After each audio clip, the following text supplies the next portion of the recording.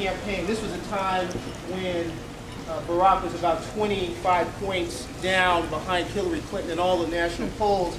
And, you know, to be honest, I was feeling a little dejected about all of that. And I expressed that to Barack. And he said to me something which has stayed with me. He said, you know, Tony, we are running against the most popular brand in Democratic Party politics, in modern Democratic Party politics. And we're not going to be able to get, you know, all the endorsements that usually come, and we're not going to be able to get all the money that you usually get. We're going to have to build this campaign in a very different way. We're going to have to build it from the bottom up, but we're also going to have to build it with new young leaders, new young talent, which is coming up. People like Tony Thurmond, who has established himself as, you know, such a leader in our community on issues like health care and education, not only on the Richmond City Council, but as a leader in the nonprofit community as well. It is not often that you see talent like Tony Thurmond come up willing to serve, willing to put themselves out there and serve in the state assembly.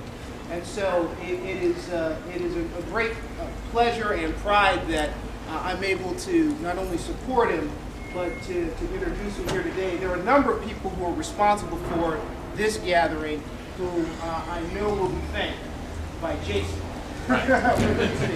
But let me introduce to you right now the next assemblyman from our district, Tony Thurmond.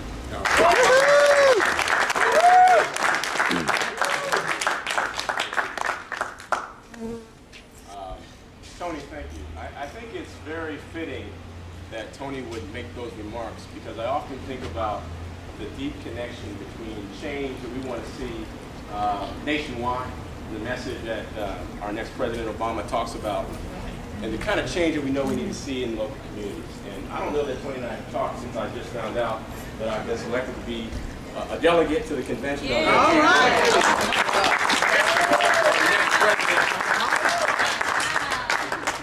I know that we've been campaigning for probably 13 months. And I was saying to my wife the other day, you know, it's been more than a year. And she's like, yeah. So you can imagine the 16 months of intensity that Barack Obama has been in, and his entire team. And certainly at the forefront of that is our own Tony West. So I'm honored to have him as a friend and partner, and I want to thank him again for his remarks. Thank you. And thank him for his leadership. I thank you all for your commitment to change, for being here tonight, to being here at a place with the name Peace. Because certainly with what's going on in this country, with this war internationally and on the streets in Berkeley and Richmond and Oakland, we know that we need peace. So I want to thank Ms. Russell for having us here tonight at Cafe De La Paz. I want to thank all our hosts who are here. The list is so big that Jason had to write it on a big old scroll. You know, Tony and Demetrius and Vernon Goins and Lanice and Jason, so many of you who are here tonight. People ask me, you know, why are you running? I said, well, everywhere I look, I see we need change. Look at education. We got kids who are dropping out at high rates. Look at healthcare. We've got 7 million Californians who are uninsured. We've got economic disaster, people losing their home in foreclosure. And we have young people who are losing to violence at a rate that is just inexcusable. And that's why I'm running. That's why I'm honored to be in a position to be the next state assembly person for the 14th district.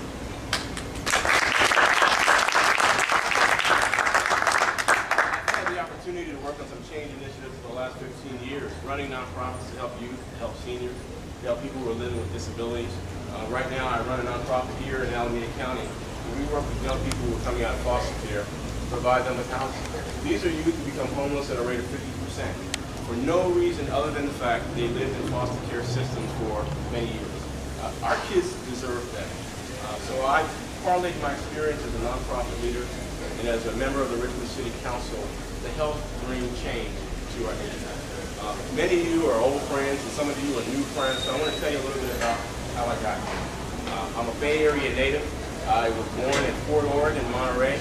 my very first elementary school was Marietta Elementary School in San Jose, where Taylor was teacher and principal. We just had a reunion. My first school in San Jose, and but in 1974 I left California. My only parent, my mom, lost her battle with cancer, and I was then sent to Philadelphia and raised by my cousin, who raised me as her son. And she worked 2 jobs, she went to grad school, so that I could get an education. And a lot of great mentors, like all of you, were there with me every step of the way, saying you can, in spite of what's around you. It's for those reasons that I talk about education. It's because my wife and I are raising 2 young kids and one doesn't have a bright future, that I think we need to get serious about education again. And that we need to do the right thing and make education number 1 instead of 47 or 48, depending on where you look. California has fallen. We have now schools where kids don't have computers, they don't have books, and in some situations they don't even have teachers. I don't know about you, but how do you provide an education if there's no teacher at the head of the class or anywhere in the class? And the governor is talking about cutting the budget, and we know that would decimate our school system. So what I want to do is get to Sacramento to put some money into the budget. And I think that we can do that by making some tough choices. For starters, we're going to have to ask large corporations to pay their fair share, and that means we have to close the loopholes in Prop 13 that allow large corporations to pay property tax at assessment rates that come from the 1970s. You know, I don't know about you, but I own a home. None of us in here are paying taxes based on assessments in the 1970s.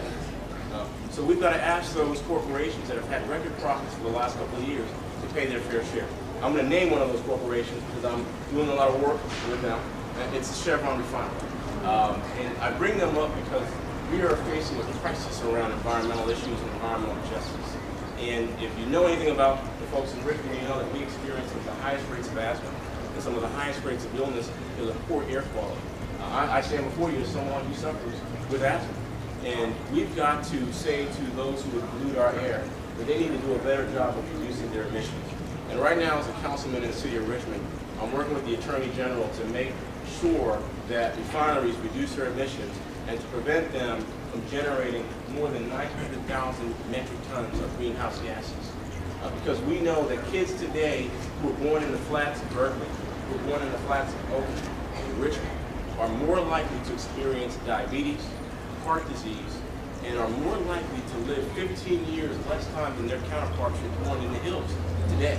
So when we talk about the environment, we're talking about environmental justice. We're talking about the kind of urgency that we think can save lives.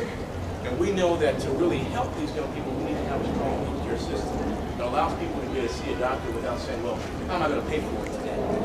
We've got to work with our young people, and I see this every day. In my nonprofit, we run a clinic for youth between the ages of 18 and 24. Some of them are on Medi-Cal, many of them don't qualify for any health insurance. And we know that without creating a single-payer system so that all Californians can be covered, that we are putting some of the most vulnerable people in our system at risk. That's why I sponsored a resolution in the City Council to support the passage of SB 840 so we can have a single-payer healthcare system. That's why I fundraise and raise money to make sure that we can pay for those who are on Medi-Cal. If you know anything about Medi-Cal, you know that you only get 20 or 30% of a reimbursement. With the governor's proposed cuts for Medi-Cal, our most vulnerable citizens would just be hurt. So we need to make sure that we create a healthcare system that we can protect all of the citizens of California. I want to tell you something about this district. It's a very large district. It's the cities of Berkeley, Emeryville, Albany, El Cerrito, San Pablo, Richmond. It's Lafayette, Moraga, Pleasant Hill, Walnut Creek, a piece of Martinez, North Oakland. Did I leave anybody out? Could I possibly have left anyone out? This is a very large district. And what I love about tonight's gathering is that we've got people from all parts of our district coming together to say that we can and we must do better. And we've had tremendous support throughout this entire district. And I'm pleased to let you know that we've been endorsed by Congressman George Miller. All right. By Assembly Member Sandra Swanson. And by Assembly Members Mark DeSagne, Senator Tom Torlakson, the Legislative Black Caucus, the Latino Black Caucus, our friends in labor, local teachers. We're about uniting people.